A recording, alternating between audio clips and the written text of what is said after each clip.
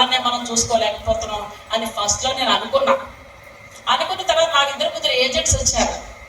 నూజివీళ్ళు వేస్తున్నారండి అన్నాడు. ఇంత దగ్గరగా పండుద్దా అనుకున్నాను నేను. నూజివీళ్ళు ఎక్కడ పండుద్ది? అక్కడ ఏవో చిన్న చిన్న వస్తాయి తప్ప ఆ ఫలాలు రావు. తర్వాత నేనే ప్రత్యక్షంగా వెళ్ళి ఒక 3 నెలలు దానికోసం సర్వే చేసి చూసుకుని వచ్చిన తర్వాత ఎమ్మటే నేను కారాగార పొలం తీసుకోవడం జరిగింది. అలాగే మా బ్రదర్ సుబ్రహ్మణ్యం గారు మాతో పాటు వచ్చాడు, తను కూడా కారాగార పొలం అనేది తీసుకోవడం జరిగింది.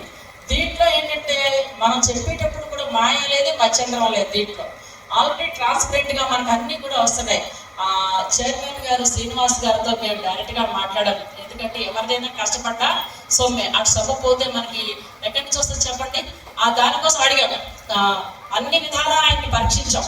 మీరు ఎందుకు ఇలా చేస్తున్నారు, మీరు ఏం చేస్తారు, తర్వాత మాకు సంగతి ఏంటంటే అన్నీ కూడా ఆయన ఓపెన్గా చెప్పడం జరిగింది. నేను కూడా ఒక 2 తీసుకెళ్ళి మా స్టాఫ్ని కూడా తీసుకెళ్ళి మాట్లాడించడం జరిగింది. ఎందుకు అంటే అది అందులో ఇంతమంది ఉన్నారు, ఇన్ని వెంచర్స్, 59 వెంచర్స్ అంటే మాటలు కాదు. అన్ని వెంచర్స్ చేశారంటే దాంట్లో ఆ యొక్క ఫ్యాక్ట్ లేకపోతే, స్వచ్ఛత లేకపోతే ఎవరు కొంచుకుంటారు? వెళ్తున్నట్టు అండమాన్ నుంచి కూడా వస్తున్నారంట. వాళ్ళందరూ తెలుగు తక్కువ వాళ్ళ కాదు, దీంట్లో చాలా మంది ఉన్నారు. కాబట్టి ప్రతి మహిళ ఆ పురుషుని ప్రోత్సహించండి, లేక పురుషుడితో మీరు డిస్కస్ చేయండి. మనం వ్యాపారమే కానీ ఇంకొక 4 మాటలు బయటకు చెప్పి వాళ్ళని తీసుకొచ్చి చూపించి మీకంటూ ఇండివిజువాలిటీ ఆయన చెప్పారు. ప్రాఫిట్ ఎంత వస్తుంది, ఒక పావు ఎకరం అమ్మితే మనకి 50,000 అనేది ప్రాపర్టీ అనేది వస్తుంది. మనం ఎంత కష్టపడితే వస్తుంది చెప్పండి? ఉద్యోగాలు చేస్తే ఎంతమందికి వస్తుంది చెప్పండి? ఉద్యోగాలు అంటే మాకు వచ్చేవి చాలా తక్కువ చెప్తున్నాం. ఈ వ్యాపారం అనేది మనం చేసుకుంటుంటే అది మనం చక్కగా ఎదగగలం అనమాట. ఈరోజు 100 ఎకరాల ఆశా ఉన్న రేషన్ కార్డు కోసం చెప్పారు బ్రదర్. ఆ రేషన్ కార్డు ఇస్తున్నారు.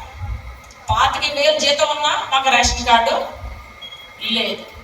కాబట్టి రేషన్ కార్డు తీసే స్థాయికి ఎదగాలంటే మీరు ఇన్కమ్ ట్యాక్స్ కట్టే ఆ యొక్క కన్స్యూమర్గా ఎదగాలి.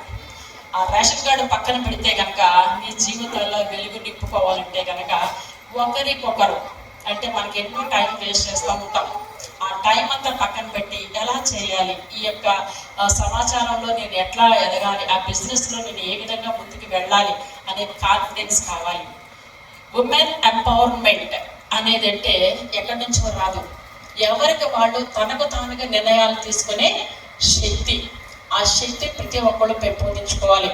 చాలా మంది అంటే వెళ్ళిందిలే బిజినెస్కి, మేము లక్షలు సంపాదించేస్తుందా, కోట్లు సంపాదించేస్తుందా, ఏదో చెప్తున్నారు జనాలు అని చెప్పి వెనక్కి లాగే వాళ్ళు కూడా చాలా మంది ఉంటారు. కానీ ఎవరి మాట మనం వినొద్దు. ఇప్పుడు ఆకలి అంటే ఎవరు పెడతారు? అన్నం ఆవిడ వచ్చి పెడతదా? పెట్టదు. మనమే సంపాదించుకోవాలి, మనమే శ్రేయస్సుగా ఉండాలి, మన యొక్క ఫ్యామిలీ బాగుండాలి. అలా భర్తకు భార్య, భార్యకు భర్త ఇద్దరు కలిసి మాట్లాడుకోవాలి, ఒకరినొకరు ప్రోత్సహించుకోవాలి, కుటుంబాన్ని సరిదిద్దుకోవాలి.